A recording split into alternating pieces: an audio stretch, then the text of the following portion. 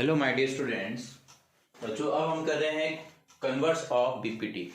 तो converse of BPT में क्या होता है, ध्यान से सुनिए। कन्वर्स ऑफ बीपीटी में हमें क्या दे रखा होता है कि भाई इनके रेशियो जो है साइड के वो इक्वल दे रखे हैं। इट मींस ये जो थर्ड साइड के पैरेलल होगा ये प्रूव करके बताना होता है। तो प्रोसेस बिल्कुल बीपीटी की तरह ही लेंगे हम सारा, ताकि एकदम लिंक कर पाओ आप। तो ड्रॉ करने हैं वही परपेंडिकुलर सेम जैसे पहले किया था, और ज्वाइन कर देंगे सीडी को और बीई को। सेम प्रोसेस है। अब वापस से वही सेम प्रोसेस वापस लगाएंगे इस तरफ वाले ट्राइंगल में।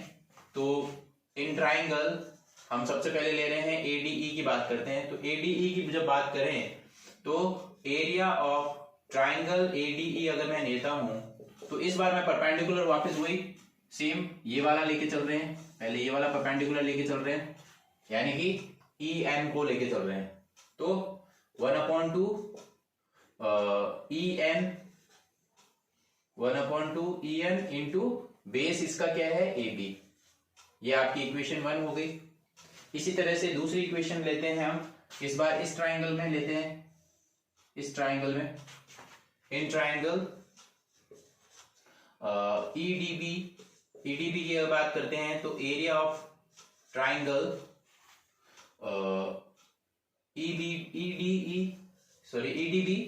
Is equal to 1/2 base into height. Base BD है और हाइट हम ये लेके चल रहे हैं ई एन इंटू इसका वो क्या है, हाँ बेस बीडी है। तो ये दो इक्वेशंस आ गई। इक्वेशन 1 में इक्वेशन 2 का डिवाइड लगा दो। इक्वेशन 1 डिवाइड लगा दो इसमें इक्वेशन 2 का। अगर आप 2 डिवाइड लगाते हो तो वैल्यू कुछ इस तरह से आती है। Area of triangle ADE upon area of triangle EDB is equal to half E N into A B half E N into B D. तो ये हाफ और ये ई एन कैंसिल हो जाएंगे, दोनों के half and E N cancel हो गए।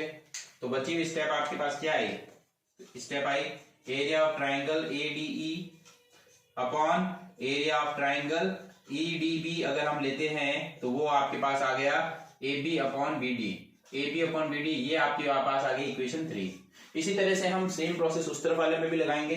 Now area of triangle A B, अब मैं वापस से ये लूंगा एडीई, वापस से लेते हैं एडीई, फिर से लगाते हैं, लेकिन परपेंडिकुलर इस बार चेंज कर देते हैं। ये वाला इस बार परपेंडिकुलर हम लेते हैं डीएम को।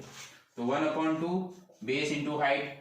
तो बेस आपके ए ई इंटू हाइट इस बार हम लेके चल रहे हैं डी एम लेके चल रहे हैं।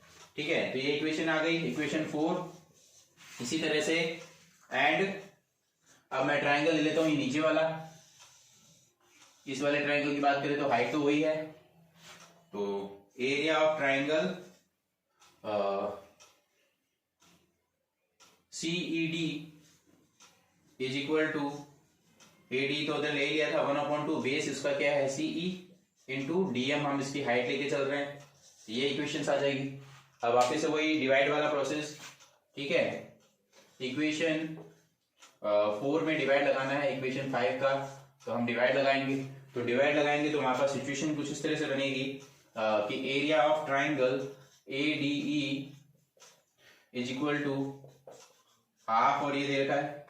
ठीक है, डिवाइड लगा रहे हैं एरिया ऑफ ट्राइंगल सीईडी। हम डिवाइड अगर लगाते हैं तो हमारे पास सिचुएशन जो बनती है वो लिख देते हैं यहां पर, हाफ सीई इंटू डीएम। तो हाफ एंड डीएम कैंसिल हो रहा है। तो area of triangle ADE upon area of triangle CED is equal to AE upon CE. ये इक्वेशंस आपकी बन चुकी है इक्वेशन 6।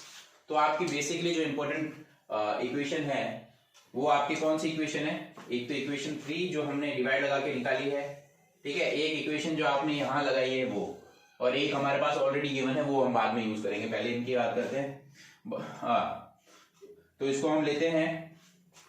ठीक है, ये वाला प्रोसीजर है और इसका भी यूज करना है, बट हमें ये गिवन है कि AD upon B D already equal है ठीक है, ये हमें गिवन है, मैंने ए बी लिख दिया गलती से, सॉरी, ये ए डी है, इसके अंदर आप ए डी लिख लेना, ए बी नहीं ए डी है, क्योंकि ट्राइंगल हमने ये वाला लिया है तो ए डी आएगा, ए डी आएगा, इट्स ओके, ए डी, क्योंकि ट्राइंगल ए डी लिया तो यहाँ पर ए डी ही लेना है, ठीक है। तो ये हो गया प्रोसीजर।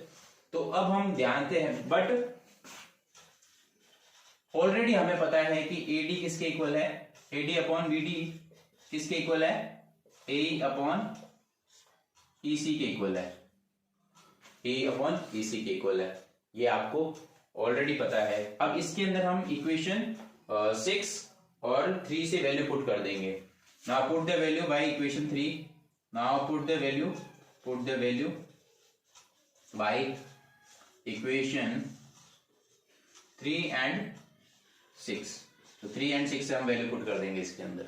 अगर हम 3 एंड 6 से वैल्यू पुट करते हैं तो ए डी की जगह क्या आ जाएगा, A D upon B D की जगह तो ये वाली वैल्यू आ जाएगी, इसकी जगह ये आ जाएगी, तो इसमें आप लिख देंगे area of triangle A D E upon area of triangle E B A D B is equal to area of triangle A D E is equal to area of triangle C E D, ये value आ जाएगी, ठीक है बच्चों।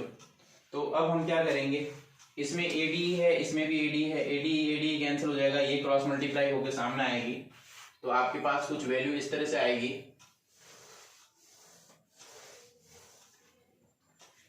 इससे हमें पता क्या चला कि एरिया ऑफ ट्राइंगल जो ईबीडी है या ईडीबी है वो इक्वल हो गया एरिया ऑफ ट्राइंगल सीईडी के।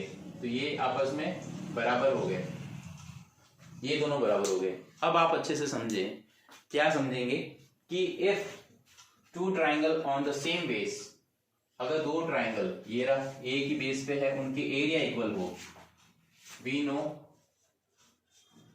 If two triangle are on same base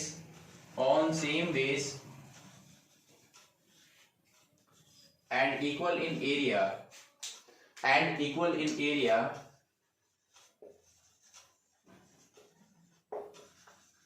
then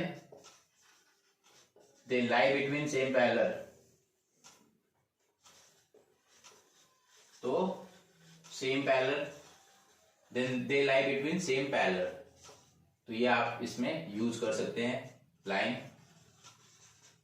तो इसका मतलब क्या है कि जो लाइन है इन दोनों के बीच में, ये क्या हो गई, पैरेलल। यही तो प्रूव करना था आपको,